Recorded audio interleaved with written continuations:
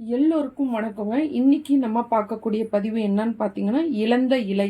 இழந்ததை பெறக்கூடியதுக்கு தான் நம்ம இழந்த இலை அப்படின்னு சொல்லி முன்னோர்கள் பேர் வச்சிருக்காங்க. இந்த இழந்த இலைய ஒரு 10, 15 இலைய பறிச்சு நல்லா மைய அரைங்க. அரைச்சிட்டு பார்த்தீங்கன்னா, மோரோட இல்லைன்னா நீராகாரத்தோட வெறும் வயித்துல நீங்க சாப்பிட்டுக்கிட்டு வந்தீங்க அப்படின்னா, உங்களுக்கு என்ன நன்மை அப்படின்னு பார்த்தீங்கன்னா, இரத்த பேதி குணமாகும். மூல நோய் உங்களுக்கு சரியாயிடும்.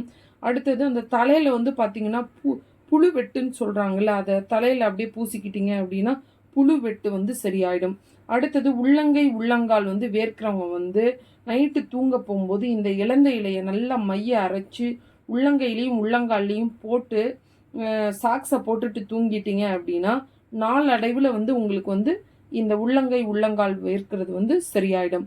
அடுத்தது அந்த பிசிஓடி பிரச்சனை உள்ளவங்கலாம் பார்த்தீங்கன்னா, இத நீரோடையும் நீராகாரத்தோடையும் மோரோடையும் கலந்து சாப்பிட்றது ரொம்பவே நல்லதுங்க. இது வெறும் வயிற்றுல தான் எடுத்துக்கணும். இதை சாப்பிட்டு 1 மணி நேரம் வரைக்கும் எந்த உணவும் எடுத்துக்க கூடாது. அடுத்தது பார்த்தீங்கன்னா, குழந்தை இல்லாதவங்கெல்லாம் பார்த்தீங்கன்னா, இலந்த இலை ஒரு 10 இலையை எடுத்துக்கோங்க. மிளகு ஒரு 6 எடுத்துக்கோங்க.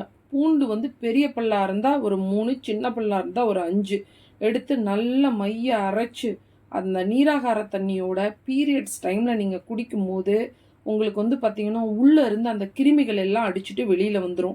இப்படி ஒரு 2, 3 பீரியட்ஸ் அப்போ நீங்கள் குடிக்கும்போது பார்த்தீங்கன்னா, 2, 3 மாதம் பீரியட்ஸ் அப்போ குடிக்கும்போது கண்டிப்பாக அந்த கர்ப்பப்பையில் உள்ள கிருமிகள் எல்லாமே அடிச்சுட்டு வெளியில் வந்துட்டு கன்ஃபார்மாக உங்களுக்கு குழந்தை பேர் உண்டாயிடும். அதுக்கப்புறம் பார்த்தீங்கன்னா, கர்ப்பப்பையில் என்ன பிரச்சனை இருந்தாலும் சரி, அந்த பிரச்சனைகள் எல்லாம் சுத்தமாக சரியாயிடும்.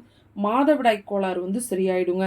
இந்த பதிவு பிடிச்சிருந்தது அப்படின்னா லைக் பண்ணுங்கள், ஷேர் பண்ணுங்கள், சப்ஸ்கிரைப் பண்ணுங்கள். தேங்க்யூ.